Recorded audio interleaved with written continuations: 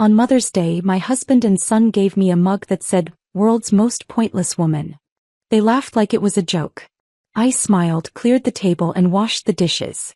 That night I booked a one-way ticket. 2 weeks later he posted, "Please, if anyone sees her, tell her we just want her home." The mug was white ceramic with black lettering. 3 words that would end my marriage. World's Most Pointless Woman. I stood in my kitchen on Mother's Day morning, holding that mug while my husband Kevin and our 15-year-old son Derek doubled over laughing. Derek's phone was pointed at me, recording every second of my shock. Kevin slapped his knee like this was the funniest thing he had ever witnessed. Their laughter echoed off the walls I had painted myself 3 summers ago, bouncing around the room I kept spotless for them. Before we continue, I want to thank you for being here and sharing these stories that matter. If you believe that every person deserves respect and recognition for their contributions, please consider subscribing. It's free and helps us reach more women who need to hear this. Now let's see what happened next. I read the words again. World's Most Pointless Woman. This was not a gag gift with something better hidden behind it. This was the gift. The only gift. My Mother's Day present. But let me back up. Let me tell you how I got here, standing in this kitchen with my heart cracking open while they laughed at me. I woke at 5:30 that morning, same as every morning. The alarm on my phone buzzed softly and I shut it off before it could wake Kevin. He needed his sleep for the golf game he had planned for later. I slipped out of bed quietly, my feet finding the slippers I kept on my side, and padded downstairs in the dark. The house was mine during those early hours. Quiet. Peaceful. Before the demands started, before I became what everyone needed me to be, I had this small pocket of time that belonged only to me. I used it to prepare for them. I started the coffee first. Kevin liked his strong 2 scoops per cup, ready the moment he came downstairs. I set the timer so it would finish brewing at 6:45, exactly when he usually appeared. While the machine gurgled and hissed, I pulled ingredients from the refrigerator. Blueberries I had bought fresh yesterday. Eggs from the carton I kept on the middle shelf. Bacon from the butcher, the thick-cut kind Derek preferred. I mixed pancake batter from scratch because the box kind never tasted right. I fried bacon until it was crispy but not burnt the way Kevin insisted it should be. I sliced strawberries and arranged them in a pattern on the good china plates, the ones we only used for special occasions. I wanted today to feel special. I wanted them to notice. The kitchen smelled like cinnamon and vanilla and hope. Pathetic hope looking back now, but in that moment I believed this year might be different. I believed they might see the effort, might acknowledge the love I poured into every small gesture. I set the table with care. Forks on the left, knives on the right, napkins folded into triangles. I used the crystal bowl Kevin's mother gave us as a wedding gift for the fruit salad. I polished 2 smudges off the surface with my apron before filling it. Everything had to be perfect. Derek's baseball uniform was already hanging by the door, washed and pressed. His cleats were clean, laces replaced last week when I noticed the old ones were fraying. His water bottle was filled and waiting in the refrigerator. I had checked the game schedule 3 times to make sure I had the right time written down. 2 o'clock. Home field. I would be there in the bleachers like always, cheering even though he barely played anymore. This was my life. This was what I had built over 12 years of marriage and 17 years of motherhood if you counted the pregnancy. I gave up my career when Derek was 2 years old. I had been a marketing coordinator at a firm downtown, a job I loved, a job where I was good at what I did. I was on track for a promotion to senior coordinator. My boss had told me during my last review that I had a future there, that the company saw potential in me. But Kevin said it made sense for one of us to stay home. His job paid more. His job had better benefits. His job had more potential for growth. And someone needed to be available for Derek for the doctor appointments and school pickups and sick days that came with raising a child. I agreed because I believed in building something together. I believed sacrifice was the foundation of family. I thought we were a team. So I quit. I stayed home. I learned to structure my entire existence around supporting Kevin's advancement and raising Derek into a good person. I attended every parent-teacher conference, even the ones Kevin said he was too busy to make. I coordinated every school fundraiser, spending hours in the PTA meetings listening to other mothers debate bake sale versus car wash. I remembered every birthday in Kevin's extended family, bought every gift, signed both our names on every card. I learned to cook his mother's recipes exactly the way she made them, even though they required ingredients I had to drive 30 minutes to find at a specialty store. I ironed Kevin's work shirts every Sunday night while he watched whatever game was on television. 5 shirts, perfectly pressed, hanging in his closet organized by color. He never thanked me. He just expected them to be there. I transformed our house into something that looked better than when we bought it. I painted walls. I refinished furniture. I planted a garden that bloomed in coordinated colors. When Kevin's colleagues came over for dinner parties, they complimented him on his beautiful home. He accepted their praise without ever mentioning that I had done all the work. Somewhere in all that giving I forgot to ask what I was receiving in return. Or maybe I was afraid to ask because I already knew the answer. Nothing. I was receiving nothing except the privilege of continuing to give. The warning signs had been there for years. I just refused to see them. Last Mother's Day, Kevin gave me a potted plant he picked up at a gas station on his way home from work. The flowers were already wilting, the soil dry. It died 2 weeks later because no one watered it except me, which seemed to defeat the entire purpose of receiving a plant as a gift. The year before that he forgot entirely until Derek reminded him at breakfast. Kevin had looked up from his cereal, eyes widening slightly as he realized what day it was, and said, "Oh, Happy Mother's Day." No gift. No card. Just 3 words delivered with the same enthusiasm as Pass the Salt. Kevin's sister Rebecca made a joke at a family barbecue last summer. We were all standing around the grill and someone asked me what I did. Before I could answer, Rebecca laughed and said, "Heather? She's basically the maid who doesn't get paid." Everyone laughed, including Kevin. He laughed at his sister's joke about me being unpaid domestic labor while I stood there holding a plate of hamburger buns I had just finished toasting. Derek started calling me Heather instead of Mom when he was around his friends. The first time I heard it, we were at his baseball game. One of his teammates asked who I was and Derek said, "That's Heather. Not my mom. Just Heather." Like I was someone he barely knew. Kevin began introducing me at work events as my wife without using my name. As though my identity was only an appendage to his, something that existed in relation to him rather than on its own. These moments accumulated like dust. So gradual I did not notice I was suffocating until I could not breathe anymore. I told myself they were stressed. Kevin worked long hours. Derek was a teenager dealing with school pressure. Boys will be boys. I was being too sensitive. I was overreacting. I was making something out of nothing. I made excuses for them because the alternative was unbearable. And then came this Mother's Day morning. Kevin walked into the kitchen first, wearing the golf shirt I had ironed and hung in his closet last night. Derek followed, still in his pajamas, hair sticking up in 3 directions. Neither of them wished me Happy Mother's Day right away. Instead they exchanged a look. A glance that passed between them like a secret, something conspiratorial that made my stomach tighten with inexplicable dread. Derek pulled out his phone immediately, angling it toward me. I thought maybe he wanted to take a picture, something sweet to post on social media showing what a thoughtful son he was. Kevin held a plain drugstore bag. Not wrapped. Not even a gift bag with tissue paper. Just a plastic bag from the pharmacy down the street, the kind you get when you pick up a prescription or grab something last minute. My heart sank, but I kept smiling. Smiling was what I did. I smiled through discomfort. I smiled through disappointment. I smiled through the gradual erosion of everything I thought I was building. I smiled until my face ached from the effort of holding the expression in place. Kevin handed me the bag with a grin that was too wide, too eager. He looked like someone who believed he had just executed something incredibly clever. I reached inside and felt ceramic. A mug. For one brief, foolish moment I let myself hope it might say something meaningful. World's best mom. Or even just mom.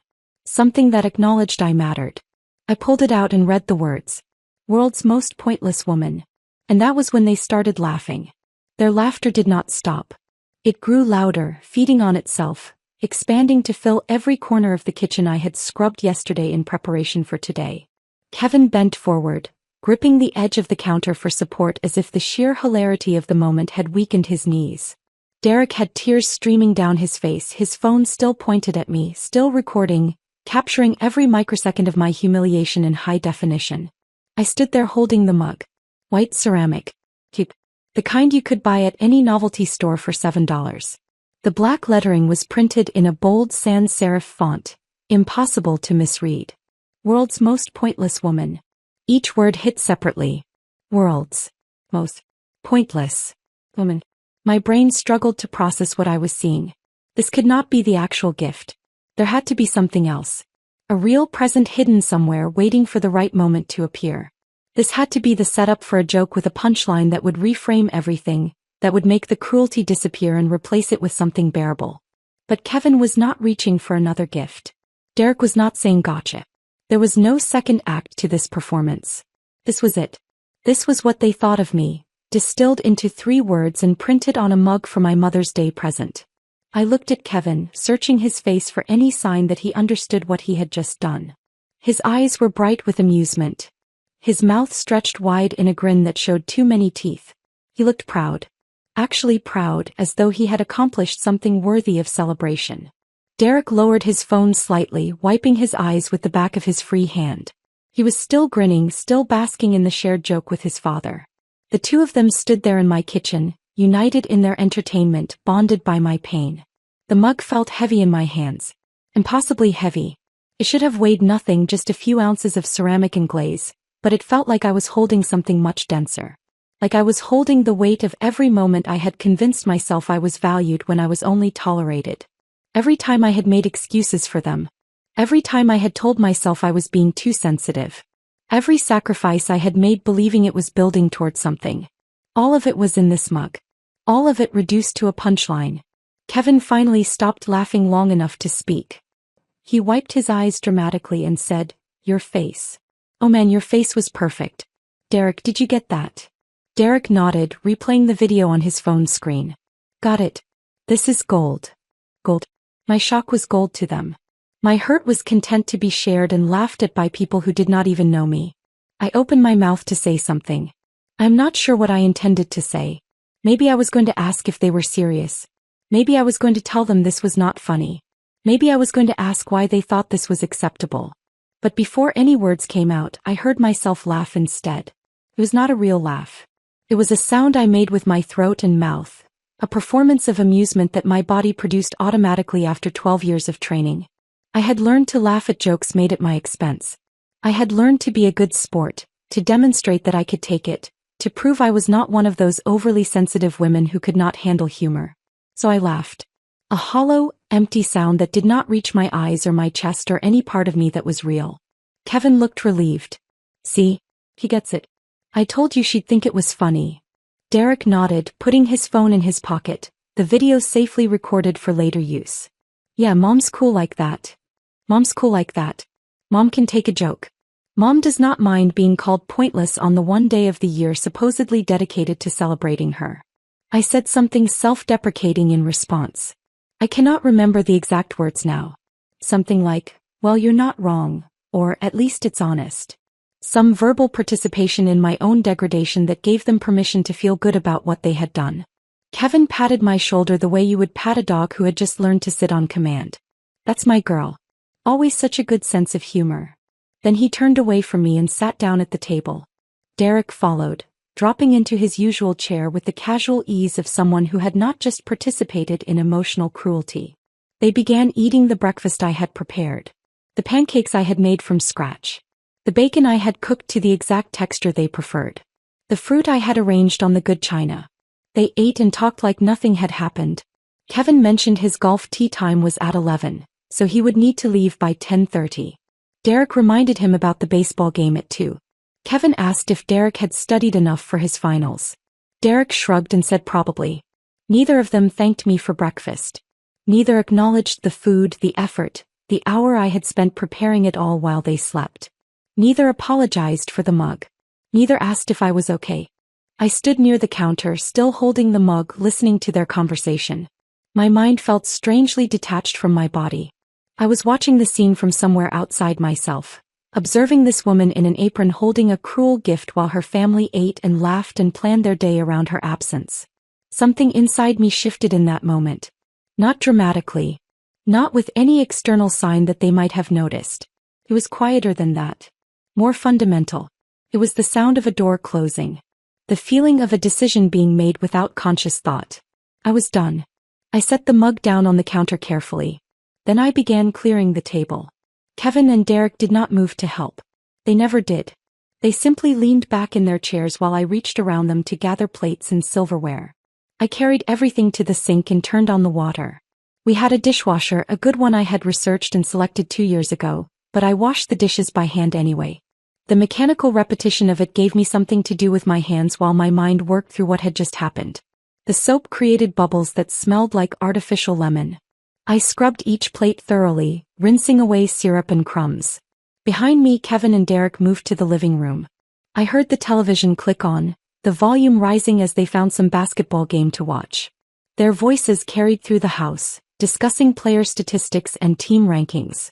Normal conversation. Easy and comfortable, unburdened by any awareness that something had just broken irreparably in this family. I looked out the window above the sink. The garden I had planted was visible from here. The roses were blooming, deep red and perfectly shaped because I tended them every week. I fed them specialized fertilizer. I pruned dead stems. I watered them during dry spells. Everything I touched in this house flourished and thrived and looked beautiful. Everything except me. I thought about the mug sitting on the counter behind me. World's most pointless woman.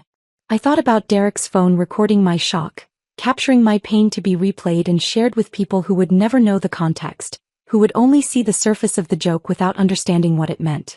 I thought about Kevin's complete lack of awareness that he had just destroyed something that could not be repaired. His genuine belief that I would find this funny, that I would laugh along, that I would accept this latest dismissal of my worth with grace and humor. He did not know he had just ended our marriage. He did not know that the woman washing dishes at this sink was already planning her departure. He did not know that his pointless wife was about to become his ex-wife. I dried my hands on the dish towel, folded it carefully and hung it on its designated hook. Then I walked past the living room where they sat watching television. Neither looked up. Neither called out to me. Neither noticed I was leaving the room. I climbed the stairs to our bedroom and closed the door behind me. I sat down at the small desk in the corner where I kept the household files and opened my laptop. The screen glowed to life, casting blue light across my face. I opened a new browser window in incognito mode and typed one phrase into the search bar. One-way flights. My hands were shaking as I scrolled through options. Not from fear. Not from doubt. From something else entirely. Something that felt like anticipation. Like relief. Like the first breath after being underwater too long. I was leaving. I just had to figure out where. Portland, Oregon. I selected it from the list of available destinations because it was far enough away that Kevin would not think to look for me there, and because I had never been there before. No memories. No associations. Just distance and the possibility of becoming someone new. The flight left in 2 weeks. 14 days to prepare. 14 days to dismantle a life I had spent 12 years building without anyone noticing what I was doing. I closed the laptop and went downstairs. Kevin and Derek were still in the living room, absorbed in the basketball game. I walked past them to the laundry room and began sorting clothes. White with white. Colors with colors. The same routine I had performed hundreds of times before. Except this time I was counting. Counting how many of my own clothes I could pack without creating a noticeable gap in the closet. Counting how many pairs of shoes I could take without leaving empty spaces that might raise questions. Counting days until I would never have to sort Kevin's socks again. That first day set the pattern for the 13 that followed. I became a ghost in my own home, moving through familiar routines while secretly preparing for departure. I packed Derek's lunch for school the next morning. Turkey sandwich, apple slices, granola bar. The same lunch I had packed hundreds of times. I left it in the refrigerator with his name written on the bag in marker. I ironed Kevin's shirts for the week. 5 of them, organized by color in his closet. I folded his underwear and restocked his drawer with socks. I made sure his gym bag was ready for his Tuesday morning workout. Everything had to appear normal. On Tuesday evening, Kevin had a work dinner. One of those events where spouses were expected to attend, where I was supposed to smile and make pleasant conversation with people who barely remembered my name from one event to the next. I wore a navy dress and pearl earrings. I laughed at his boss Martin's joke about wives being the real bosses at home while the men around the table chuckled knowingly. Martin's wife Sandra sat across from me, sipping white wine and nodding along. She and I had attended dozens of these dinners together over the years. We had exchanged recipes and recommendations for dry cleaners. We had made small talk about our children and our gardens. But we were not friends. We were accessories to our husbands' careers, pleasant fixtures at corporate gatherings. I smiled at Sandra and asked about her daughter's college search. She talked for 10 minutes about campus visits and application essays. I nodded in the right places and asked follow-up questions that demonstrated I was listening. No one at that table had any idea I was already gone. That in less than 2 weeks I would be on a plane to a city none of them knew I had even considered. On Thursday I sat in the bleachers at Derek's baseball game. It was an away game, 40 minutes of driving to watch my son sit on the bench for 7 innings. He got to bat once in the 9th inning and struck out on 3 pitches. I clapped anyway, along with the other mothers who performed the same ritual of enthusiastic support regardless of actual performance. Carol Jenkins sat next to me as she usually did. Her son played third base. She talked about the team's chances at making regionals and asked if I was going to volunteer for the end-of-season banquet committee. I told her I would check my calendar and get back to her. I knew I would not be here for the end-of-season banquet. I would be in Portland starting a new job, living in an apartment that did not contain any memories of being called pointless. No one noticed I was already elsewhere. I had perfected this performance over years of being functionally invisible. Present but absent. Physically here but mentally somewhere else entirely. At night, after Kevin fell asleep, I transferred money from our joint account to a new account I had opened at a different bank. I kept the amount small. $50 on Monday. $75 on Wednesday. $60 on Friday. Small enough that they would not trigger any alerts, that they would blend into the normal flow of household expenses. The new account was in my name only at a bank across town that Kevin had no connection to. I had opened it on Monday afternoon, during the time I usually spent grocery shopping. The account representative, a young woman named Michelle, had processed the paperwork efficiently and handed me a temporary debit card. She did not ask why I was opening a separate account. She just smiled professionally and wished me a good day. By the end of the first week I had moved $800 into the new account. Not enough to live on for long but enough to start. Enough for a security deposit on an apartment. Enough for food until I found work. On Monday of the second week I scheduled an appointment with an attorney. I found Patricia Brennan's name through an online search for divorce lawyers specializing in cases involving financial complexity and asset division. Her website featured testimonials from women who described her as fierce and strategic. That was what I needed. Not sympathy. Strategy. Her office was downtown above a coffee shop called Morning Brew. I told Kevin I was going grocery shopping and would be back in 2 hours. He barely looked up from his laptop when I left. Patricia's office smelled like leather and old books. The furniture was dark wood, substantial and expensive looking. Framed law degrees hung on the wall behind her desk. She was probably in her early 50s with gray hair cut in a sharp bob and glasses that hung on a chain around her neck. She shook my hand firmly and gestured for me to sit. Then she pulled out a legal pad and pen and said, "Tell me everything." I told her about the mug. About the laughter. About 12 years of marriage where I had gradually disappeared into the role of unpaid household manager. About giving up my career. About the corporate dinners and the baseball games and the endless invisible labor that made everyone else's life function smoothly. Patricia took notes in precise handwriting, occasionally asking clarifying questions. How long had we been married? Did we own property jointly? What retirement accounts existed? Had there been any documented incidents of verbal abuse or emotional mistreatment? When I finished, she set down her pen and leaned back in her chair. She looked at me with an expression I could not quite read. Not pity. Something else. Recognition maybe. "Here is what you need to understand," she said. "The most powerful position you can negotiate from is the one where you have already left. Once you are gone, he cannot manipulate you. He cannot guilt you. He cannot use proximity to wear you down. You control the narrative and the timeline." She explained community property laws. In our state, assets acquired during marriage were considered jointly owned regardless of who earned the income. The house we lived in, purchased 8 years ago, was community property. Kevin's retirement account, funded throughout our marriage, was community property. The investment portfolio he managed, grown during our marriage, was community property. "You sacrificed your career to support his advancement," Patricia said. "That has monetary value. You provided unpaid domestic labor that allowed him to focus on his job without distraction. That has monetary value. "You are entitled to half of everything and I can make sure you get it." She asked if I was ready to fight. I realized I had been ready for years. I just needed someone to tell me I had the right to. I hired her before leaving the office. She gave me instructions for the next steps. Document everything. Gather financial records. Collect evidence of contributions and mistreatment. Build an ironclad case. Over the following days I became an archivist of my own life. I photographed every room in the house, documenting improvements I had made. The walls I had painted. The light fixtures I had installed. The built-in shelving I had designed and paid to have constructed in the living room. I made copies of 12 years of joint tax returns. I downloaded bank statements showing the flow of money during our marriage. I printed performance reviews from my old marketing job, evidence of the career trajectory I had abandoned.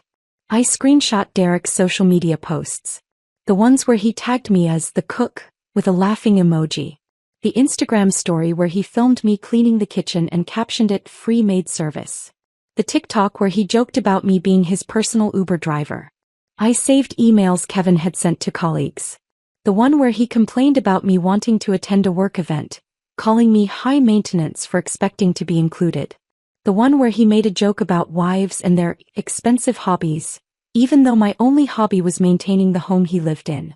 Each piece of evidence was another brick in the wall I was building between my old life and whatever came next. The file grew larger each day. Documentation of contributions. Proof of contempt. Evidence that I had been here, that I had mattered even if they never noticed. On the morning of my departure I woke at 5:30 as usual. I made breakfast. Pancakes again, though not the special ones from Mother's Day. Just regular pancakes from the mix in the pantry. I set out Kevin's coffee mug and Derek's orange juice. They came downstairs at their usual times. Kevin mentioned he had a regional conference that would keep him out until late. Derek reminded me he had finals this week and would be studying at his friend Marcus's house after school. Neither asked about my plans. Neither noticed I was wearing the burgundy dress Kevin had once criticized. Neither saw the suitcase I had loaded into my car at dawn, hidden in the trunk beneath an old blanket. After they left, I walked through the house one final time. I did not cry. I did not feel sad. I simply observed rooms that would soon belong to someone else's life. I closed the door behind me without locking it. Let Kevin deal with that when he came home to an empty house. I drove to the airport with my hands steady on the wheel. The airport parking fees accumulated in long-term Lot C while I signed a lease for a furnished studio apartment in southeast Portland. The landlord was a woman named Iris, probably in her late 60s, with silver hair pulled back in a loose bun and reading glasses hanging from a beaded chain around her neck. She met me at the building entrance, a narrow 3-story structure wedged between a vintage clothing store and a Thai restaurant. The neighborhood smelled like coffee and rain-soaked pavement. People walked past with canvas bags and bicycles, moving with the unhurried pace of those who had chosen this area specifically because it did not demand performance. Iris unlocked the street-level door and led me up 2 flights of stairs. The apartment was on the 3rd floor, Unit 3B. She handed me the keys without asking questions. No inquiry about why I was renting furnished. No curiosity about where I had come from or why I had arrived with only one suitcase.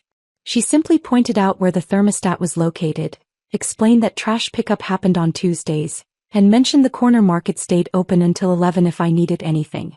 The apartment was small.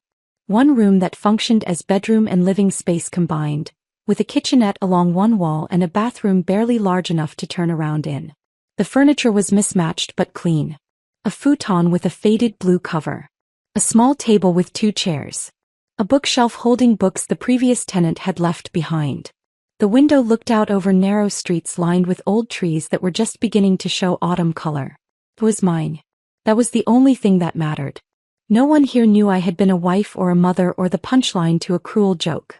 No one knew about the mug or the laughter or the 12 years I had spent disappearing into someone else's life. I unpacked my single suitcase, hanging clothes in the small closet, placing toiletries in the bathroom cabinet. Everything I owned in this city fit in one piece of luggage and still left room for what I had abandoned. That first evening I walked to the corner market Iris had mentioned. It was the kind of place that sold organic produce alongside conventional brands, where hand-lettered signs advertised local honey and fresh baked bread. I filled a basket with foods I actually liked. Sharp cheddar cheese instead of the mild kind Kevin preferred. Sourdough bread instead of whole wheat. Coffee with actual flavor instead of the bland brand Derek said was fine. Strawberries because I wanted them, not because anyone else had requested them. The cashier, a young man with multiple ear piercings and a friendly smile, bagged my groceries and told me to have a nice night. I carried them back to my apartment and arranged everything in the small refrigerator. My food. My choices. My life. I made dinner from what I had bought. Cheese and bread and strawberries. Simple. Exactly what I wanted. I ate sitting on the fire escape accessible through the window, watching the sun set over rooftops I did not recognize. The sky turned orange and pink and purple, colors so saturated they looked artificial. I was alone. Completely alone in a city where I knew no one. And I was not lonely. There was a difference I was discovering between loneliness and solitude. Loneliness was wanting company you did not have. This was freedom. On Monday morning I updated my resume. 12 years showed as a gap in my employment history, a blank space where a career should have been.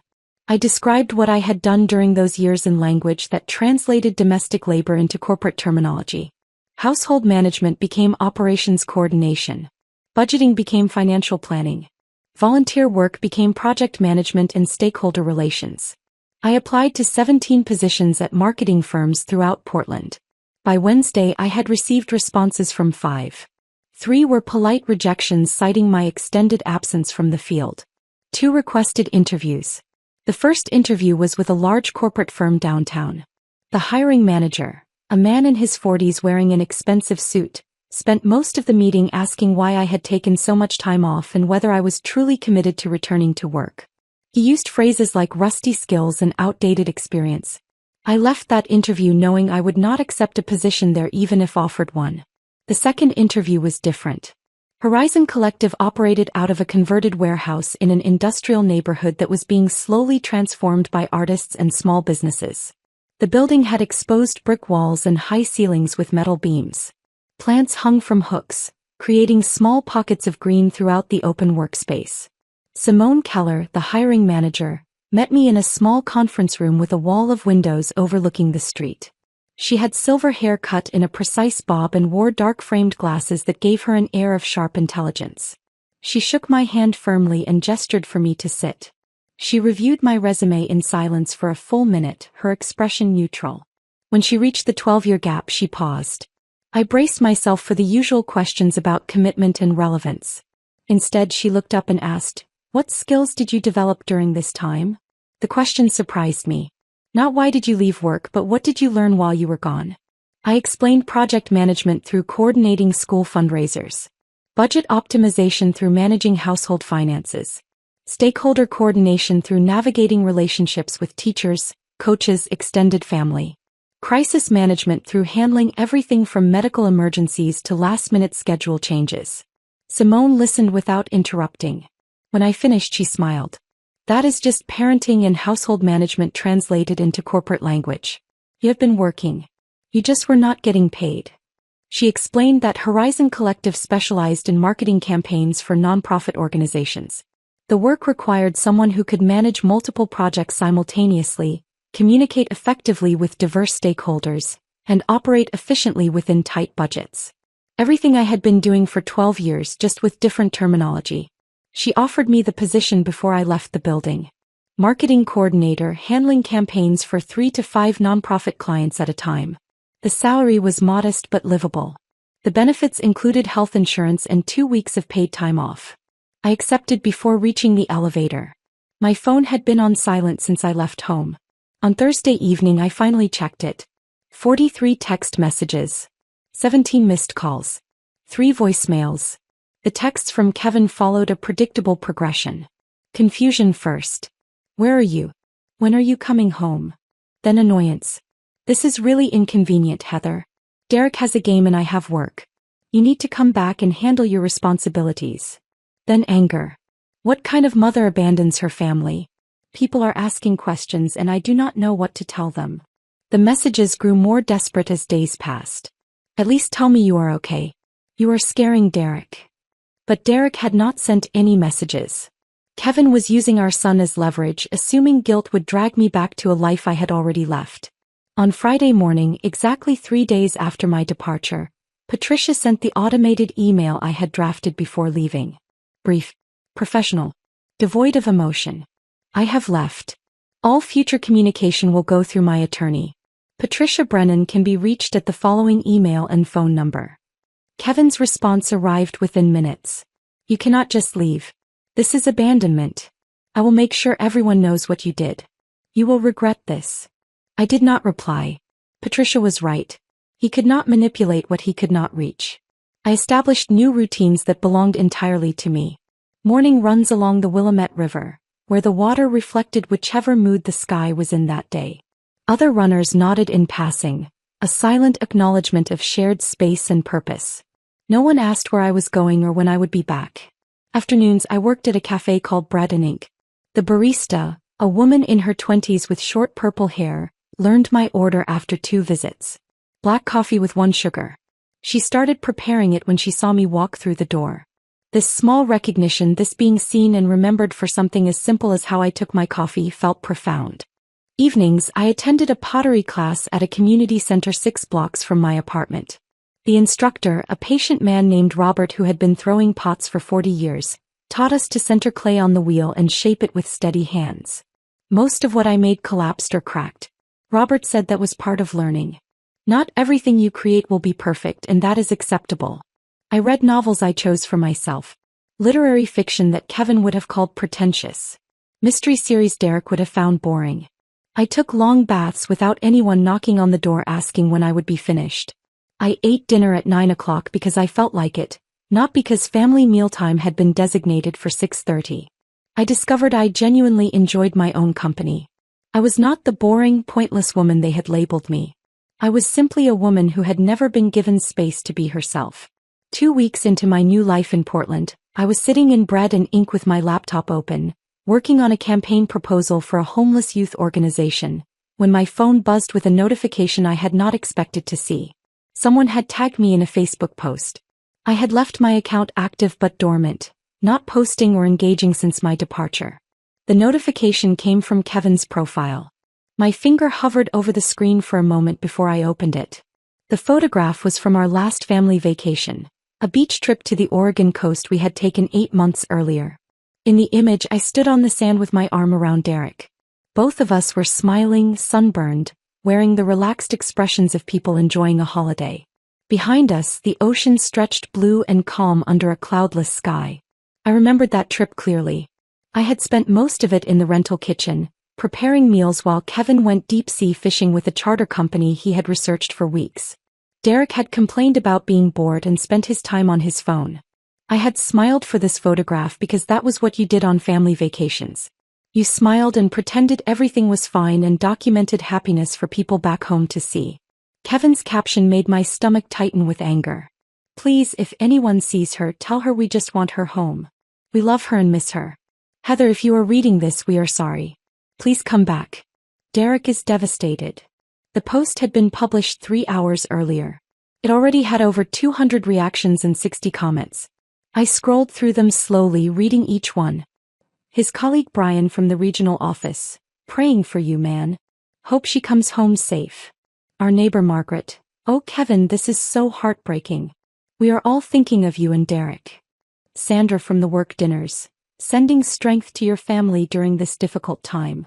The narrative Kevin had constructed was masterful in its manipulation. He was the devoted husband desperate for his wife's safe return. Derek was the traumatized son missing his mother. I was the unstable woman who had inexplicably vanished, possibly experiencing a mental health crisis that made me a danger to myself. No one questioned his version of events. No one asked why a dedicated wife and mother who had spent 12 years sacrificing everything would suddenly disappear.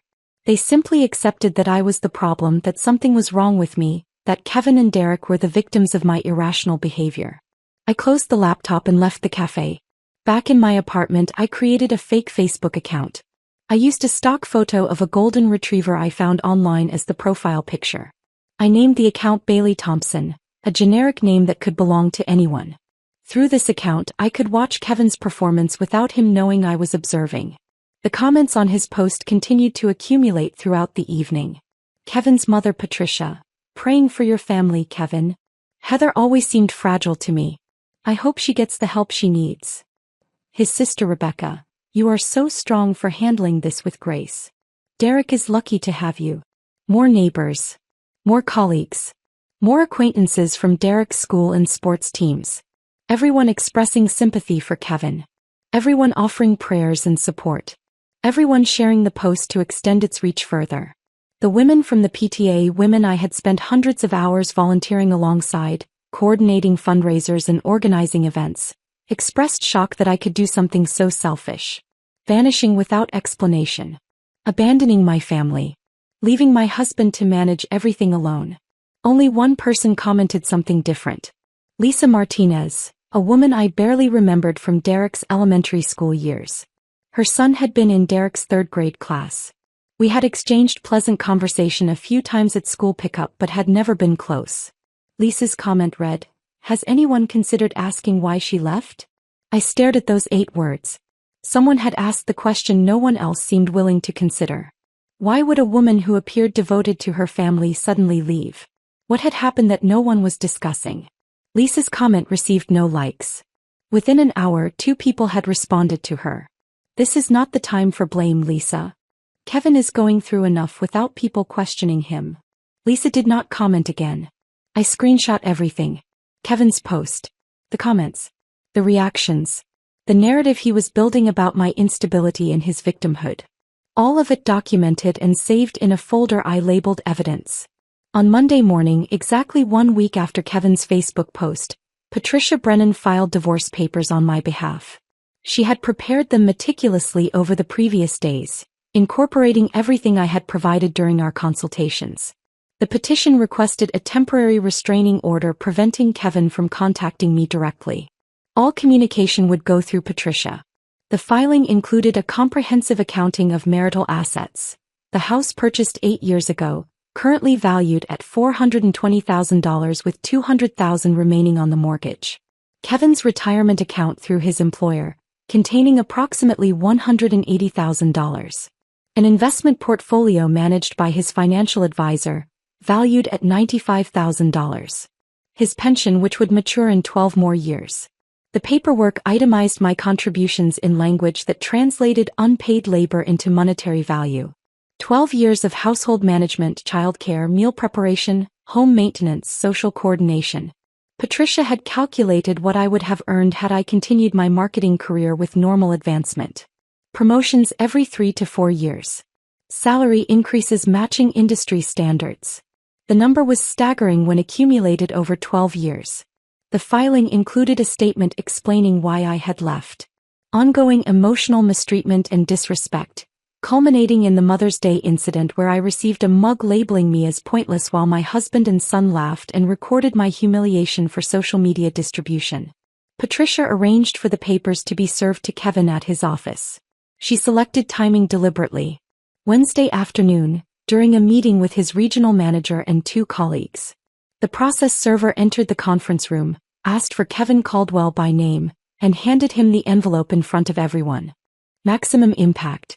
Maximum humiliation. I felt no guilt about the public nature of the service. Only satisfaction that he would experience a fraction of what I had felt standing in that kitchen holding the mug.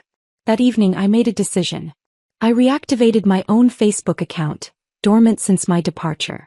My profile photo was outdated, showing a version of myself from 3 years ago at a company picnic, smiling in a way that no longer resembled how I looked or felt. I had taken a photograph of the mug before leaving. A simple image with the mug centered against a white background, the black lettering clearly legible. World's most pointless woman. I uploaded this photograph and wrote a caption. On Mother's Day, my husband and son gave me this mug. They laughed like it was a joke. I smiled, cleared the table and washed the dishes. That night I booked a one-way ticket. To everyone asking where I went somewhere I am not pointless.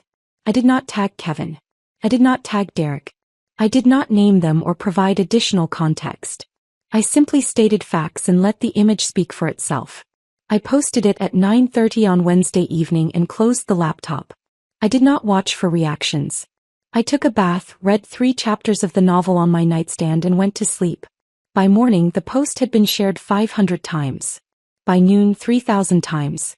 My phone, which I had silenced, showed 147 notifications when I finally checked it.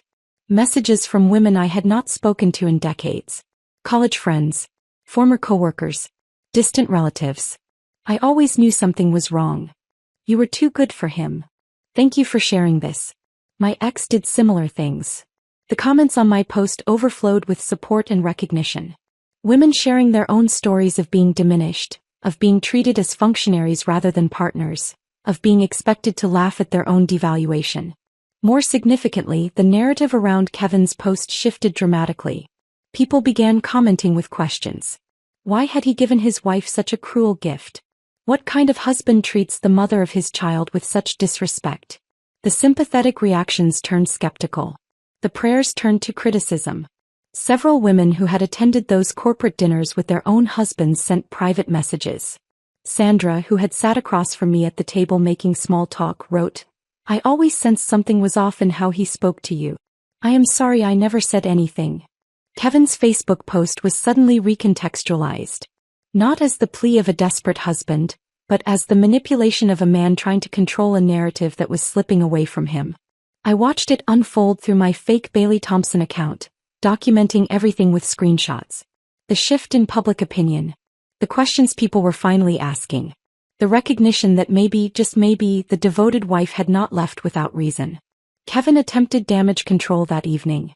He posted a lengthy statement claiming the mug had been a joke taken out of context, that he had never intended to hurt me, that he loved me and wanted to work on our marriage. The post was carefully worded, likely reviewed by someone with communications experience, but it rang false. The comment section became a battlefield. Some people defended him.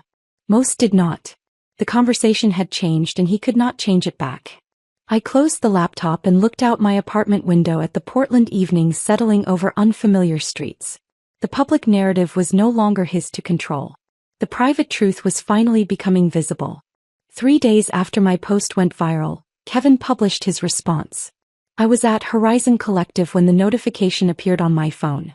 Simone had just assigned me a campaign for a literacy nonprofit, and I was reviewing their previous marketing materials when the screen lit up with Kevin's name.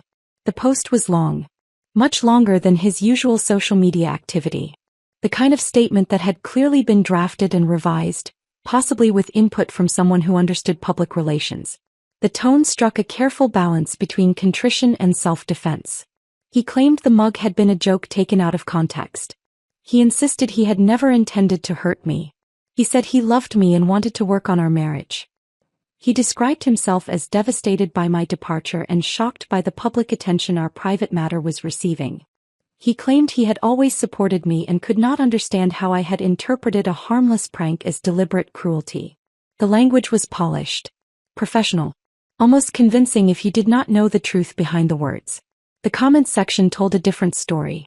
Women who had experienced similar treatment recognized the deflection immediately. They called him out with brutal clarity. This is classic gaslighting. You humiliated your wife and now you are playing victim. The fact that you still call it a harmless prank proves you do not understand what you did. Some men defended him, though their defenses were weak and uncomfortable. Everyone makes mistakes. Maybe she is overreacting. But even these comments received pushback from others who could see through the performance. What surprised me most were the private messages that began arriving from women I had spent years making polite conversation with at Kevin's work events. Sandra, who had sat across from me at corporate dinners discussing her daughter's college applications, sent a message that made my throat tight. I always thought he was dismissive of you. The way he talked over you at dinners made me uncomfortable, but I never said anything. I'm sorry for that. I am glad you got out. 3 other wives from Kevin's company sent similar messages. They had all noticed. They had all felt uncomfortable. They had all stayed silent because it was not their place to intervene in someone else's marriage. Kevin's carefully constructed image was crumbling in real time. The comments on his posts dwindled. His friends stopped engaging with his content. According to one of the wives who messaged me, his boss had quietly removed him from a high-visibility project that would have positioned him for promotion. The public scrutiny was affecting his professional reputation in ways he had not anticipated. He was becoming invisible. Exactly what I had been for 12 years. 4 days after Kevin's failed damage control attempt, I received an email from Derek. The message appeared in my inbox late on a Thursday evening while I was working on the literacy campaign at my kitchen table. The email was formal in a way that felt unnatural for a 15-year-old. The sentences were carefully constructed, the tone measured and controlled. I could tell Kevin had reviewed it before Derek sent it. "Mom, I do not understand why you left. I miss you. Can we talk?" The message was short. Only 3 sentences. But I could read the layers beneath the words. The confusion was genuine. Derek was 15, old enough to recognize cruelty when he saw it but young enough to still believe his father's narrative about jokes and overreactions and wives who could not take harmless pranks. I sat with the email for an hour before responding. I wrote and deleted 3 different versions before settling on something that balanced firmness with compassion. "Derek, I love you, but I need space to rebuild my life. What happened on Mother's Day was not a joke. Filming someone's humiliation and posting it online is not how you treat people you respect. When you are ready to have an honest conversation about that, I am here." I did not hear back immediately. The silence stretched for 3 days. I returned to my routines, working at Horizon Collective during the day, attending pottery class in the evenings, running along the river each morning before the city fully woke. Then on Sunday afternoon a second email arrived. Shorter this time. The formality was gone, replaced by something that sounded more like Derek's actual voice. "You are right. I am sorry.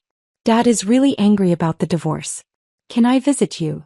I replied within minutes, providing my address and listing the weekends when I was available. The door was open. He just had to choose to walk through it. The preliminary divorce hearing was scheduled for a Wednesday morning in late October. Patricia had prepared me for what to expect. A sterile courtroom. A judge who had heard hundreds of similar cases. Arguments from Kevin's attorney attempting to minimize my contributions and maximize his entitlement. The courtroom smelled like floor polish and old coffee.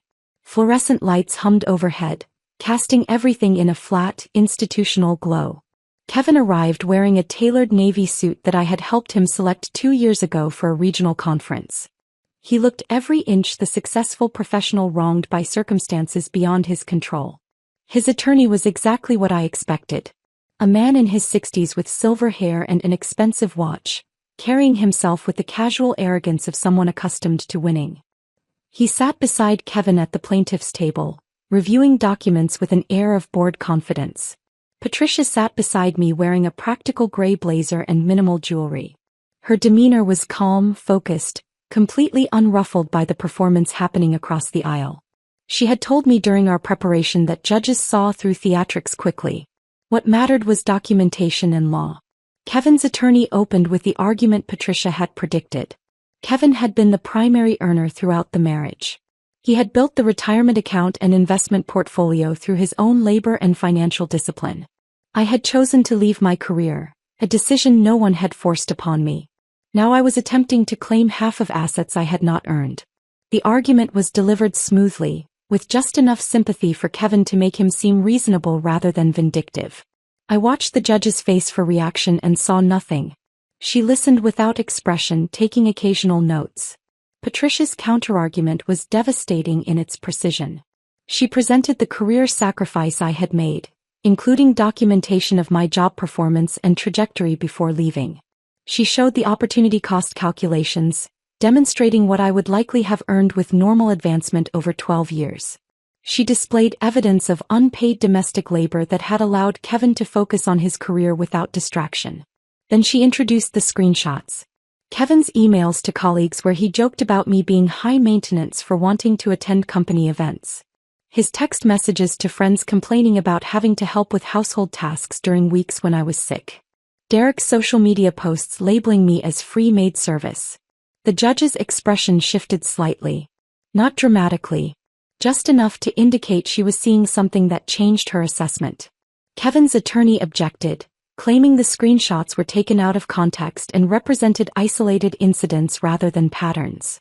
Patricia calmly noted that isolated incidents spanning 12 years constituted a pattern.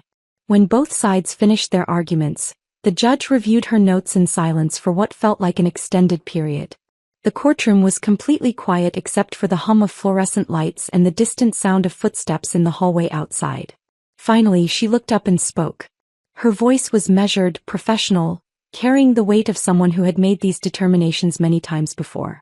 Choosing to prioritize one spouse's career over another's does not diminish the contributing spouse's entitlement to marital assets.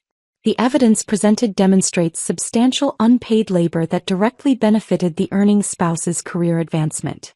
Temporary spousal support is granted in the amount of $3,000 per month, effective immediately, pending final divorce settlement. Kevin's face flushed red. His attorney leaned over to whisper something that I could not hear. Patricia remained completely still beside me, her expression neutral, but I caught the smallest hint of satisfaction in her eyes. I felt something I had not experienced in years. Not happiness exactly. Something more substantial. Vindication. The recognition that my contributions had value, that my sacrifice had meaning, that the law saw what Kevin had refused to acknowledge. The temporary support payments began the following week. $3,000 deposited into my account on the first of each month. The amount was enough that I could reduce my hours at Horizon Collective from full-time to 30 hours per week, giving me space to focus on other aspects of rebuilding my life. I enrolled in a professional certification program for advanced digital marketing strategy. The coursework was challenging in ways I had forgotten I enjoyed, requiring analysis and creativity and strategic thinking that felt like exercising muscles I had not used in years. I also started therapy with Dr. Angela Morrison, a counselor Patricia had recommended who specialized in helping women recover from emotionally abusive relationships. Her office was in a converted house near downtown, with comfortable furniture and windows that looked out onto a garden someone tended carefully. In our first session, Dr. Morrison asked me to describe my marriage in one sentence. I thought for a moment and said, I spent 12 years making myself smaller so someone else could feel bigger. She nodded slowly and wrote something in her notebook. Then she looked up and said, Now we teach you how to take up space again. Learning to take up space again required more than Dr. Morrison's guidance and certification courses. It required confronting the relationships I had left behind and determining which ones could be rebuilt and which ones needed to remain in the past. Derek arrived on a Friday evening in early November. He had taken the Greyhound bus from home, a 4-hour journey that Kevin had refused to facilitate. When I asked Derek about the refusal in a text message coordinating his visit, he responded simply, Dad says if I want to see you I can figure it out myself. I met him at the bus station downtown. He stepped off carrying a backpack and wearing a jacket that looked too thin for the Portland weather. He had grown since I last saw him. Not dramatically but enough that I noticed immediately. He looked older. More tired. The easy confidence of childhood had been replaced by something more guarded. We walked to a restaurant 3 blocks from my apartment, a place called the Brass Tap that served burgers and had booths with high backs that created privacy. We sat across from each other, and for the first 15 minutes, neither of us addressed anything of substance. Derek told me about his classes. I asked about the baseball season. He mentioned a friend who had moved to California. I described my new job without going into detail about why I had needed a new job in the first place. The conversation felt performative, both of us circling around what actually needed to be discussed. Then Derek set down his burger, wiped his hands on a napkin and looked at me directly. Dad is really angry, he said. He says you are trying to destroy him. I met his eyes and kept my voice level. I am not trying to destroy anyone. I am protecting myself from being destroyed. Derek looked down at his plate, picking at his fries without eating them. He says you are taking everything. The house, his retirement money, all of it. He had to move into a smaller place because of the divorce settlement. I had anticipated this conversation. Patricia had warned me that Kevin would use Derek as a messenger, would present himself as the victim of an unfair system designed to punish men. I chose my words carefully. Derek, the settlement was determined by a judge based on state law. Assets accumulated during a marriage are considered jointly owned, regardless of who earned the income. I gave up my career to support your father's advancement and to be available for you. That sacrifice has value. I am not taking anything that is not legally mine. He continued picking at his fries. He makes it sound like you just left because you were bored or something. Like you got tired of being a mom and decided to start over. Is that what you think? Derek hesitated. I do not know what to think. You were just gone. One day you were there making breakfast like always, And the next day you were gone and Dad was freaking out and everyone at school was asking if I was okay. I leaned forward slightly, keeping my hands visible on the table. Can I ask you something honestly? Do you remember what you and your father gave me for Mother's Day? His expression shifted. Discomfort crossed his face. The mug. Do you remember what it said? He nodded slowly. World's most pointless woman. Did you think that was funny at the time? Derek looked away, staring at something over my shoulder. Dad said you would think it was funny. He said you always had a good sense of humor about stuff like that. Did I look like I thought it was funny? He was quiet for a long moment. When he spoke again, his voice was quieter. No. You looked hurt. But then you laughed, so I thought maybe it was okay. I laughed because that is what I had trained myself to do. I laughed because I had spent 12 years being the person who could take a joke, who did not make things uncomfortable, who smiled through being treated like I did not matter. But it was not okay, Derek. And filming my reaction and planning to post it online was not okay either. Derek's face flushed. I did not post it. I was going to, but then you left and it seemed weird to post it after that. Why were you going to post it in the first place? He shifted uncomfortably. I do not know. Dad thought it would be funny. Like showing that our family could joke around with each other. At my expense. I guess. I did not think about it like that then. I took a breath and chose my next words carefully. Derek, I need you to understand something. I did not leave because I was bored or tired of being a mother. I left because staying was destroying who I was as a person. I had made myself so small, had given up so much of myself, that I barely existed anymore except as someone who served other people's needs. The mug was not the cause. It was just the final piece of evidence that showed me how little I was valued. Derek met my eyes again. Was it really that bad? Living with us. I did not sugarcoat it. Yes. It was. We sat in silence for several seconds. The restaurant noise continued around us, other conversations and laughter from other tables, but our booth felt isolated from all of it. I am sorry, Derek said finally. I never thought about it that way. I just thought that was how things were. Dad worked and you did everything else. I did not think about whether it was fair. You were a child. It was not your responsibility to think about whether your parents' marriage was equitable. But you are not a child anymore. You are 15. Old enough to recognize when someone is being treated poorly, even if that person is your mother. He nodded slowly. Dad talks about you differently now. Like you are the enemy or something. It is weird. How do you feel about it? I do not know. Confused, I guess. I miss how things used to be, but I am also starting to understand why you could not stay. He paused, then added, Can I visit again? Like regularly? Yes. Anytime you want. The door is always open. We talked for 3 more hours. Derek asked about my job, my apartment, what Portland was like. I asked about his plans for college, whether he was still playing baseball, how he was handling his father's anger. The conversation was not perfect. There were awkward pauses and moments of discomfort. But it was honest in a way our previous relationship had never been. 6 months after my departure, the divorce was finalized. I returned to the same courthouse, the same sterile room with fluorescent lighting and the smell of floor polish. Patricia sat beside me.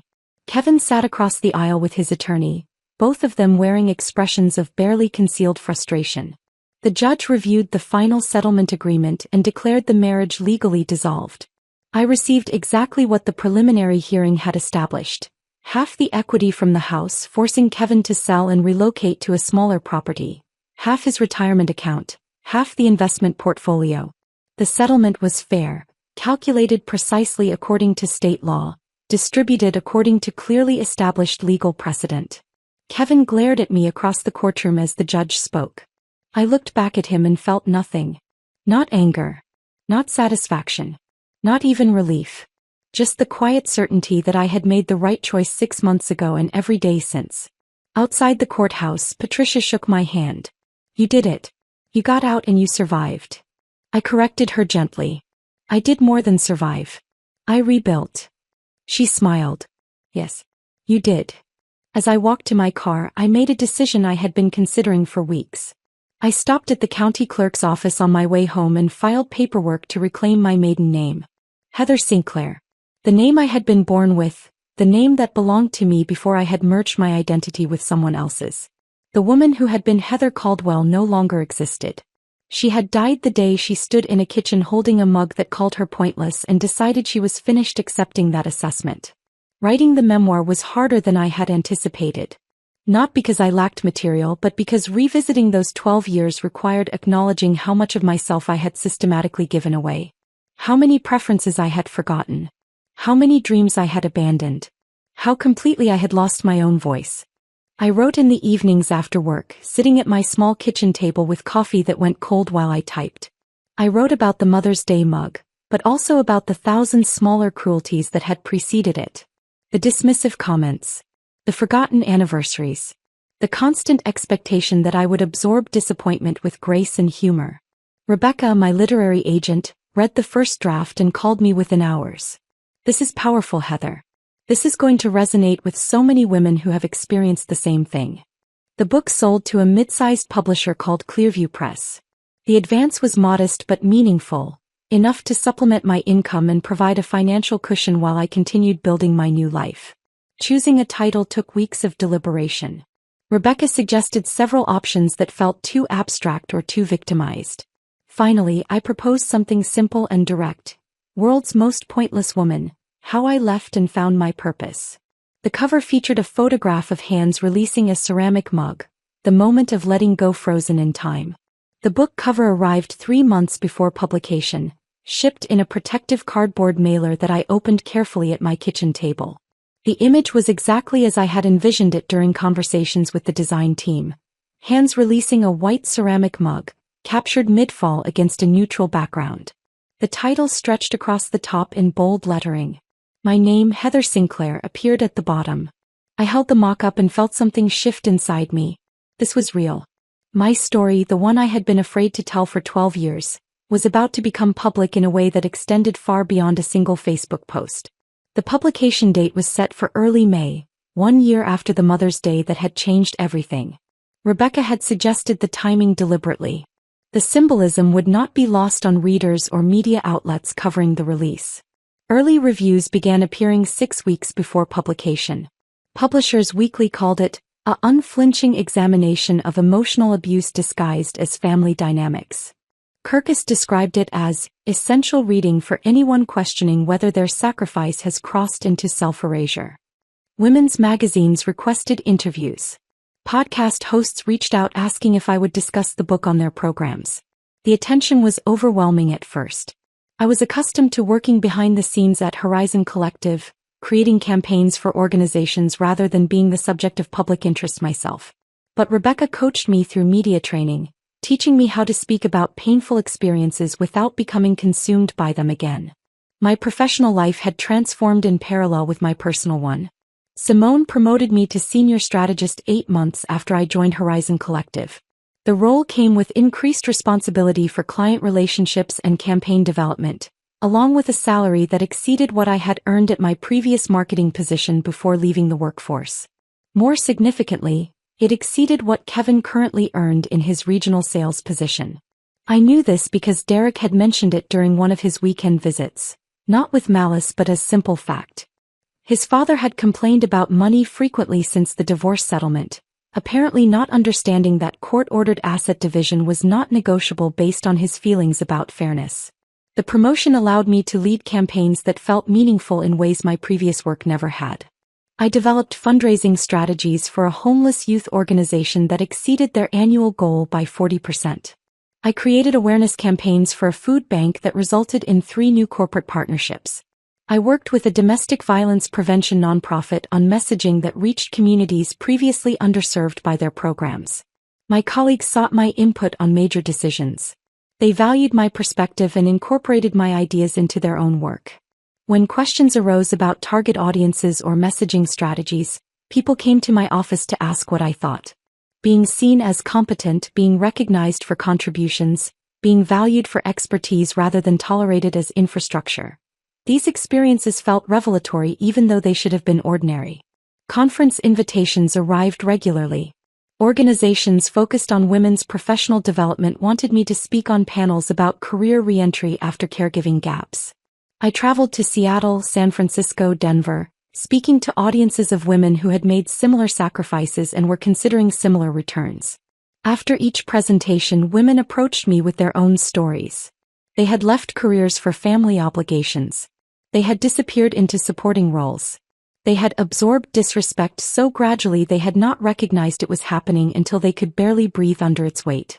Many were still living in those situations, trying to determine if leaving was possible or wise or worth the disruption it would cause. I responded to every message that came through my website or social media. I remembered what it felt like to believe I was alone, to think my experience was unique, to wonder if the problem was me rather than the situation. If sharing my story helped even one woman recognize she deserved better, the vulnerability of making it public was justified.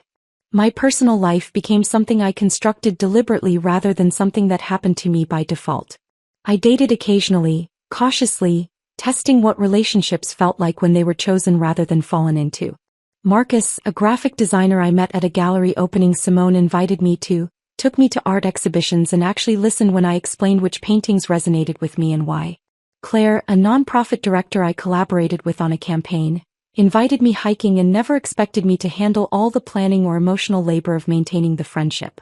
None of these relationships developed into serious commitments, and I discovered I was genuinely comfortable with that. I did not need a partner to validate my existence or give my life meaning. I had learned to value my own company, to enjoy solitude without experiencing it as loneliness. The friendships I cultivated were reciprocal in ways my previous relationships had not been. Simone texted me articles she thought I would find interesting and I did the same for her. We met for lunch and discussed work challenges and personal struggles with equal investment in each other's experiences. Iris, my landlord, invited me for tea in her apartment every few weeks and told stories about her own divorce 30 years earlier, about rebuilding her life when social support for such decisions was far less common. The women in my hiking group celebrated my victories and offered support during setbacks without keeping score of who had contributed what to whom. Relationships, I was learning, could be balanced and life-giving rather than extractive and depleting. Derek visited most weekends now. He was 17, taller than Kevin, preparing college applications with the seriousness of someone who understood these decisions would shape his future. We cooked dinner together in my small kitchen, experimenting with recipes neither of us had tried before. He asked questions about my work, my memoir, the speaking engagements that were beginning to fill my calendar. He told me about Sophie, his girlfriend of 6 months. She was a year ahead of him in school, planning to study environmental science at Oregon State. Derek described her as kind and smart and unwilling to tolerate disrespect from anyone, including him. I liked her immediately without having met her. He also told me with careful neutrality that Kevin had been dating someone new. A woman named Jennifer who was 32, a full decade younger than me. Derek described her as nice but already showing signs of exhaustion from trying to meet Kevin's expectations while maintaining her own career as a dental hygienist. "I do not want to become like Dad," Derek said one evening while we were washing dishes after dinner. "I do not want to make someone feel the way he made you feel." I dried a plate carefully before responding. Awareness is the first step. Growth comes from choosing differently every single day, especially when choosing differently is uncomfortable or requires more effort. We had difficult conversations during these visits. About the mug and the laughter and his role in documenting my humiliation. About the years when he had treated me as infrastructure rather than as a person. About the assumptions he had made regarding how marriages functioned and how parents should be treated. Derek owned his mistakes without deflecting responsibility onto his youth or his father's influence. He was becoming a better man than Kevin had ever been. That realization brought me more satisfaction than any divorce settlement or book contract ever could. The original mug still sat on a shelf in my living room, positioned where visitors could see it clearly. When people asked about the inscription, I told the story without shame or bitterness. Some were horrified that anyone would give such a gift. Others nodded in recognition, seeing their own experiences reflected in mine. The mug was no longer a symbol of my worthlessness. It had become a testament to transformation, tangible proof that we can take the worst things done to us and convert them into fuel for becoming something better. My memoir would release in 6 weeks. Early reviews were strong. A film production company had expressed serious interest in adaptation rights. I had been invited to speak at a women's leadership conference in Chicago attended by over 2,000 people annually. None of this had been part of any plan because I had not had a plan when I left. I had only known I could not stay. The revenge I had taken was not dramatic or violent. It was simply refusing to participate in my own diminishment. It was building a life so undeniably fulfilling that everyone who had accepted Kevin's narrative was forced to reconsider their assumptions. I had proven that the pointless woman was never pointless. She had just been waiting for permission to demonstrate her worth. I gave myself that permission. And everything changed. The woman I became was not the woman I had been before marriage. That person was gone, replaced by someone who understood the cost of losing herself and refused to pay it again. Someone who took up space unapologetically. Someone who knew her value did not depend on anyone else's recognition of it. I was Heather Sinclair. Not someone's wife. Not someone's mother, though Derek would always be my son. Just myself. Finally, completely, unapologetically myself. And that was more than enough. If this story of silent departure and powerful transformation kept you captivated until the very end, show your support by hitting that like button right now. My favorite part was when Heather posted that photograph of the mug with those simple, devastating words that shifted the entire public narrative. What was your favorite moment? Share it in the comments below. Don't miss more compelling stories of courage and reinvention like this one. Subscribe and hit that notification bell so you never miss an upload.